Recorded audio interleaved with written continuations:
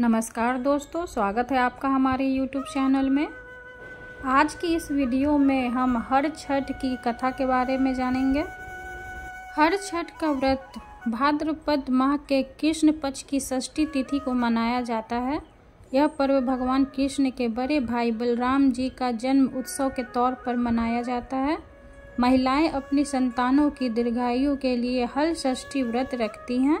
इस दिन व्रत संतान की लंबी उम्र के लिए यह व्रत रखा जाता है। हर छठ व्रत की कथा इस प्रकार है। प्राचीन काल में एक ग्वालिन थी। उसका प्रसव काल अत्यंत निकट था। एक ओर वह प्रसव से व्याकुल थी तो दूसरी ओर उसका मन दूध दही बेचने में लगा हुआ था। उसने सोचा कि यदि प्रसव हो गया तो गौ रस यूं ही पड़ा रह जाएगा। यह सोचकर उसने दूध दही के घड़े सिर पर रखे और बेचने के लिए चल दी। किंतु कुछ दूर पहुंचने पर उसे असहनीय प्रसव पीड़ा हुई। वह एक झरबेरी की ओट में चली गई और वहां एक बच्चे को जन्म दिया। वह बच्चे को वहीं छोड़कर पास के गांव में दूध दही बेचने चली गई। संयोग से उस दिन हल षष्ठी थी। गाय भैंस के मिश्रित दूध को केवल भैंस का दूध बताकर उसने सीधे साधे गांव वालों को बेच दिया।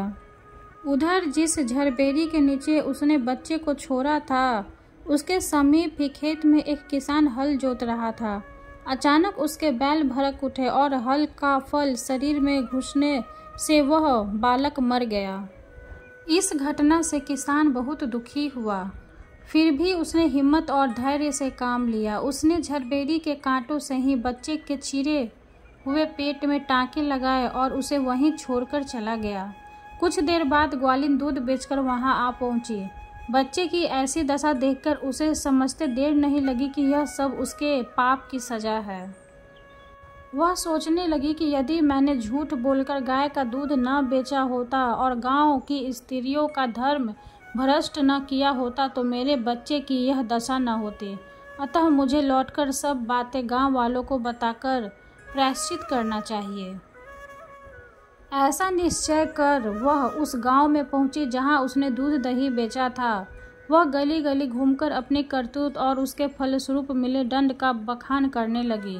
तब स्त्रियों ने स्वधर्म रक्षार्थ और उस पर रहम खाकर उसे क्षमा कर दिया और आशीर्वाद दिया। बहुत सी स्त्रियों द्वारा आशीर्वाद लेकर जब वह पुनः झरबेरी के नीचे पहुंची तो यह देखकर आश्चर्यचकित रह गई कि वहाँ उसका पुत्र जीवित अवस्था में पड़ा है। तभी उसने स्वार्थ के लिए झूठ बोलने को ब्रह्म हत्या के समान समझा और कभी झूठ न बोलने का प्रण लिया। कथा यही समाप्त हुई। अगर वीडियो अच्छी लगी हो तो लाइक कर दें और चैनल को सब्सक्राइब कर दें। धन्यवाद।